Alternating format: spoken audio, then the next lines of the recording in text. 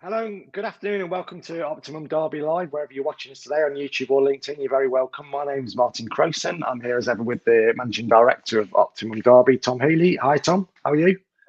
Good, thank you, Martin. Good, not too bad. Good week so far. Very good week. Good. Apologies, we're both a bit under the weather this morning. I'm speaking like my grandma.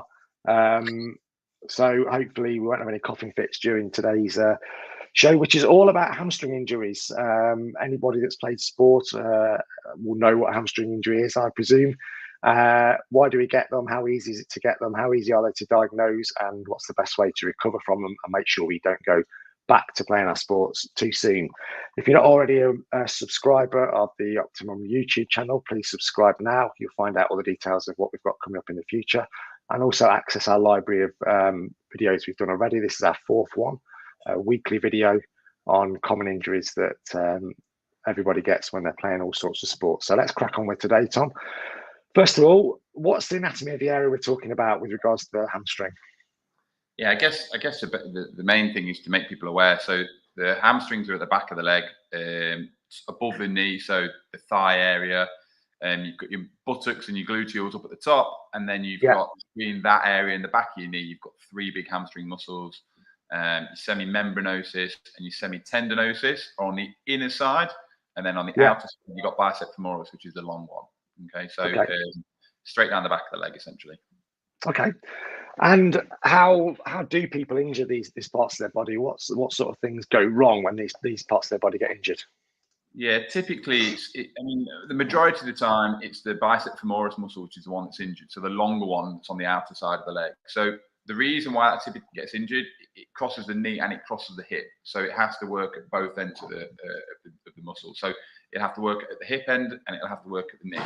And typically that's injured when the leg goes through a fast motion up and in front. So it's sprinting, driving, not driving a car, but driving out of a position. So accelerating or decelerating, and sometimes a slight curve whilst you're running at top speed.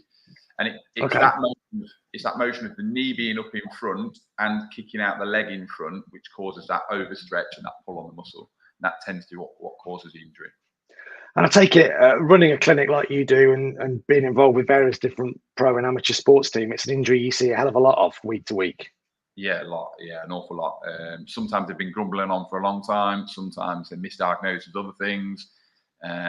Sometimes the rehab's not been proficient enough almost to return back to the top end of sport or to the sport or the level that they want to play at. And that recurring issue, that problem just becomes a recurring issue. And typically it's the rehab that lets people down. So it's the rehab and the strength work that lets people down once they've injured the muscle in the first place. Okay, before we get into that, are there any sports specifically where people seem to be more susceptible to a hamstring injury? Your team sports, so your rugby's and your footballs. I don't know if anyone watched the Tottenham Chelsea game at the weekend, or was it Monday night? The Spurs centre half, he pulled his hamstring. I'm yet to see if there's anything come out about that as to how severe that was, but it didn't look great. But you'll see he turns quickly, starts to run back towards his own goal quite fast, and as he started to run back towards his own goal pretty quick, there's a slight deviation on the ball which makes him move and just kind of alter his run a little bit and put a little curve on it, and you can see just straight away he just pulls up, grabs his hamstring, grabs the back of his leg, and in quite a lot of pain, and then hobbles off, and he's done for the game.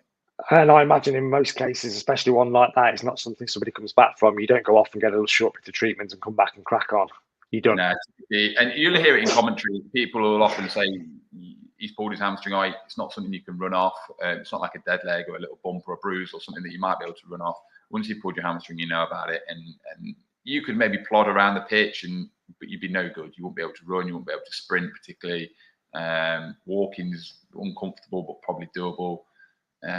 But yeah, it's not something you can come off, get a quick bit of treatment for, and then come straight back on. Certainly not. Okay.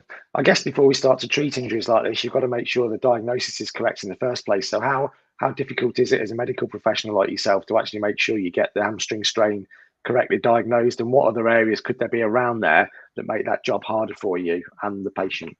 Yeah, I think for me, the biggest thing is just listening at the first how it happened. So the mechanism of injury for me is one of the biggest signs as to what the problem may be in the first place. So if someone said they woke up one morning, the back of the leg was hurting, it's probably not going to have pulled the hamstring.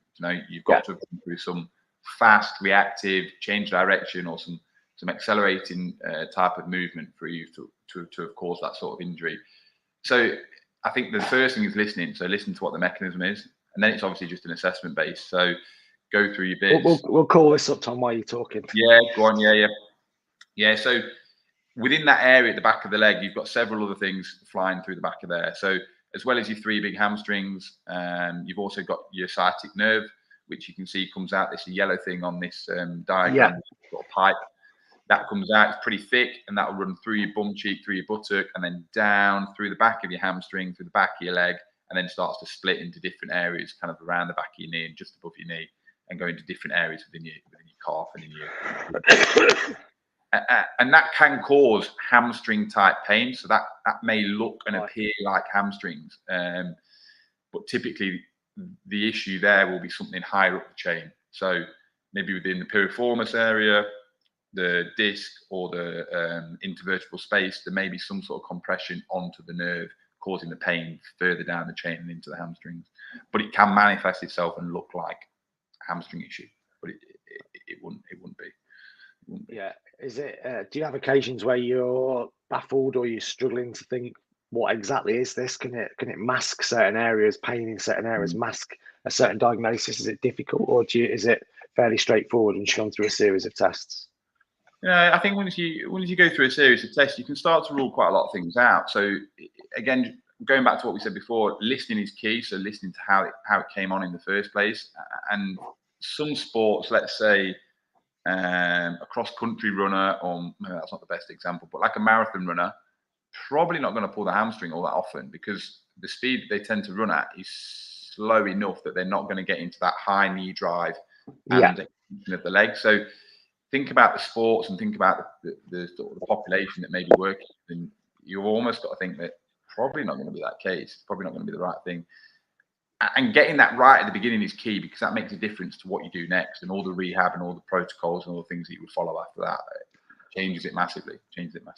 I vividly remember watching any number of Commonwealth Games or Olympics or European Championship 100 meters, and somebody will just like, halfway down. Is that's the sort of movement we're talking about? High speed and high intensity.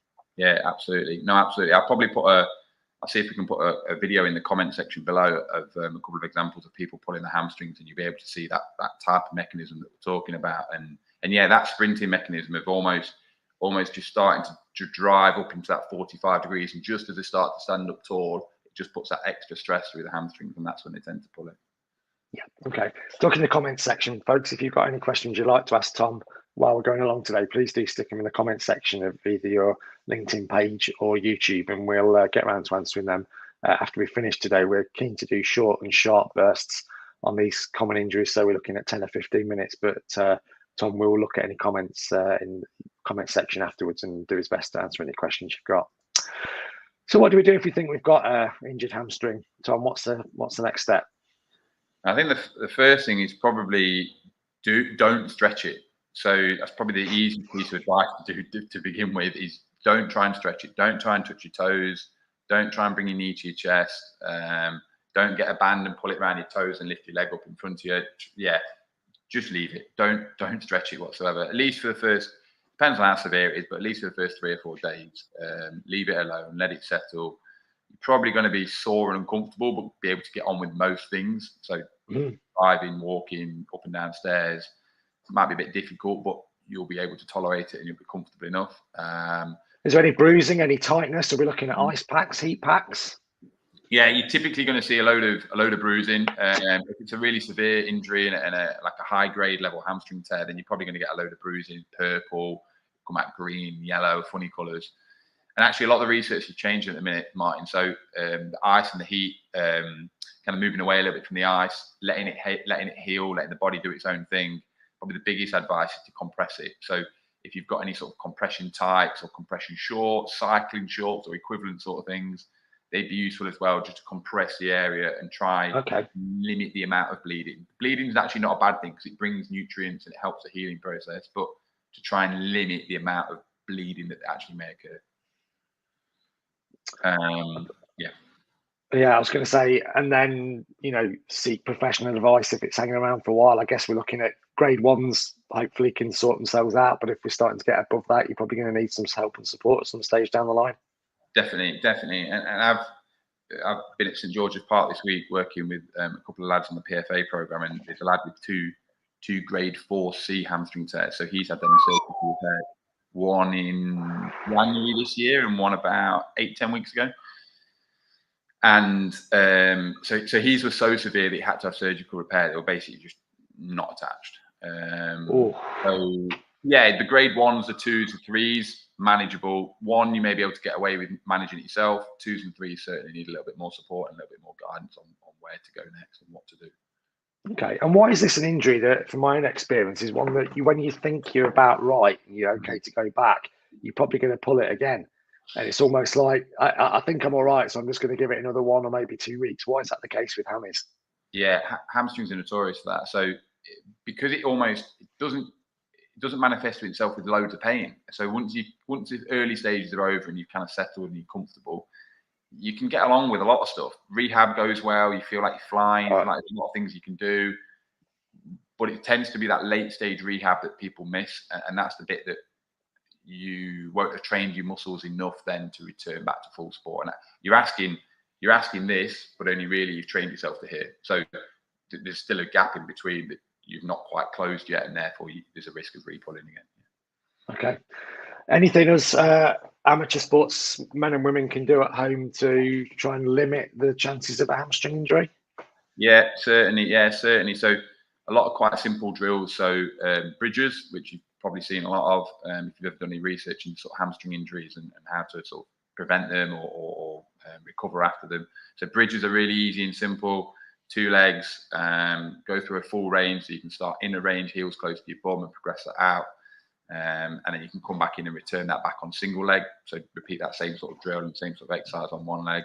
Yeah. And it's just a matter of progressing the exercise and the difficulty. So things like RDLs, if people are familiar with those, and a lot of hinging based exercises. So not so much squatting, but more hips up, hips high, and dropping the chest. There's loads of variations of different drills, but bridges are definitely really useful. Again, we'll try and put a link to a couple of these in the comments section later on when we're finished. Yeah, I'll stick a few down the bottom. Yeah, definitely. Okay, lovely. We've run out of time, folks, and it's time to just thank you again, Tom, for your time this afternoon. Much appreciated as ever. No problems. It's been good. Keep your eyes peeled. Some exciting news next week, Martin.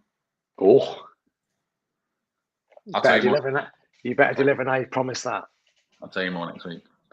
Okay. Talking next week, we'll be here again next week, hopefully, to tune in for another Optimum Live. In the meantime, check out our YouTube channel for more of these sorts of videos. This is number 4 now, so go and have a look and please subscribe to what we do. You can find out more about Optimum Derby on the website. Details below the bottom of the screen at the moment. And if you need to book an appointment with Tom for any of your own injuries, please get in touch with him either at the clinic on the phone number or by emailing the address, which is currently at the bottom of the screen as well. Right, that's all from us. We'll hopefully see you again next week here on Optimum Live. Thank you from myself, thank you from Tom, and thanks a lot for joining us. We'll see you again soon. Bye-bye. Thank you.